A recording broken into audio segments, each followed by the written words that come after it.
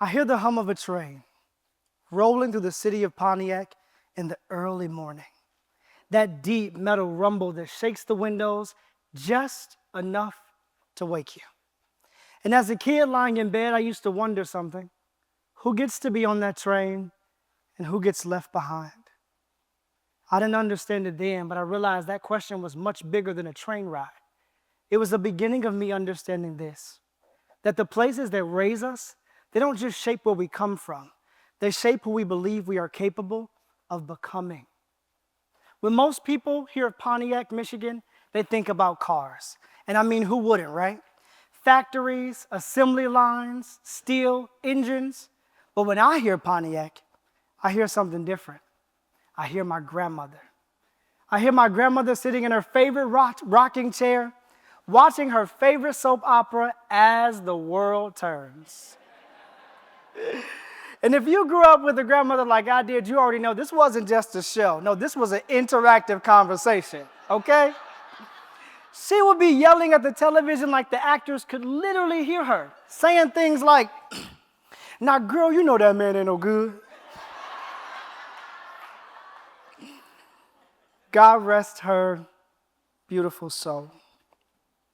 And somewhere in the background of that house, there was a little boy, quiet, observing everything, trying to understand a life that felt bigger than he had words for. Now, maybe you didn't grow up in Pontiac like I did, but all of us were raised somewhere. And whether you realize it or not, that place was shaping your voice long before you ever even had the words to speak. You see, I grew up in the kind of environment where you learn certain lessons pretty early. The kind of place where friends just start disappearing because they got locked up. Some names you just stopped hearing because gun violence took them way too soon. The kind of place where the word childhood and survival sometimes show up in the same sentence. You see, both of my parents struggle with drug addiction. And when you're a kid, you don't fully understand addiction, but you do understand absence. My mother left when I was young, and my father fought to get clean, and by God's grace, he did and still is. Yeah. He's a wild guy, but that's my guy. But if I'll be honest, the person who changed the trajectory of my life, it was my grandmother. She didn't just raise me, she anchored me. I watched her raise 8 kids. She kept food on the table, prayed hard every single day, worked her butt off, and somehow still had enough energy to yell at a fictional television show. I didn't realize it then, but she wasn't just raising me. She was shaping the voice I would one day need when I started to doubt myself. Because the truth is, we aren't just raised by people, we're raised by places. And those places quietly shape how we see ourselves. In fact, research in environmental psychology has long established that our brains associate identity to environment. So before you ever decide who you want to be, you are already being told who you are allowed to become. A city, a place, a last name, a reputation. Sometimes a story gets written about you before you ever even have the words to speak. And if I'll be honest, Pontiac has had some stories written about it. Headlines, in fact. The kind of narrative that quietly whispers to a kid growing up here without guidance, dream small. But as I look back over my life, I realized that Pontiac was actually doing 3 things in my life. It was writing the first draft of my story. It was shaping the voice inside of my head.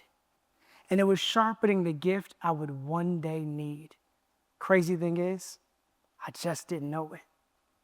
But I'll never forget the first time I moderated a big conversation.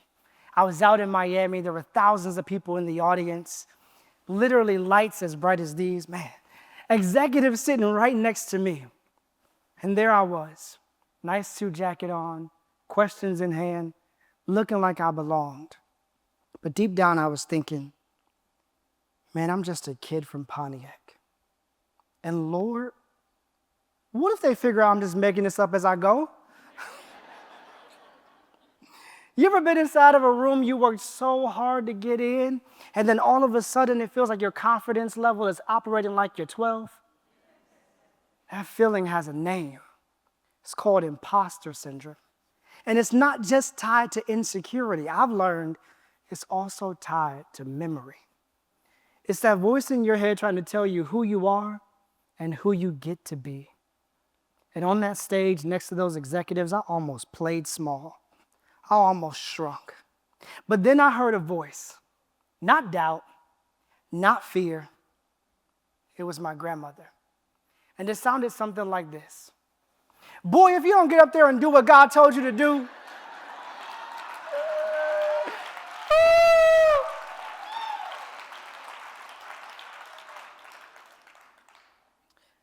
and the more I've grown, the more I've learned, the more I've traveled, something crazy happened. I realized that my story isn't unique.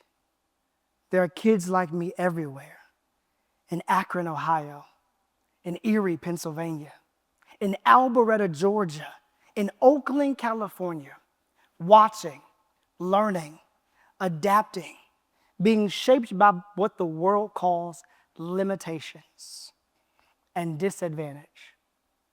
But what if we've misunderstood something? What if those places aren't limitations? What if they're preparation? So let me ask you something. What first draft of your story did the environment you grew up in write about you?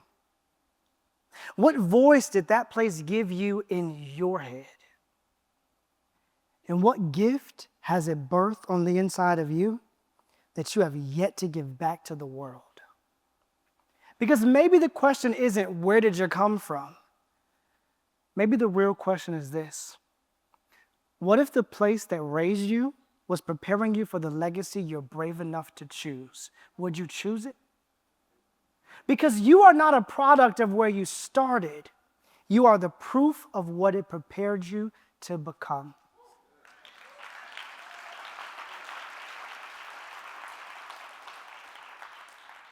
This talk is shared in love and memory of the woman who first taught me that lesson, my grandmother. Thank you.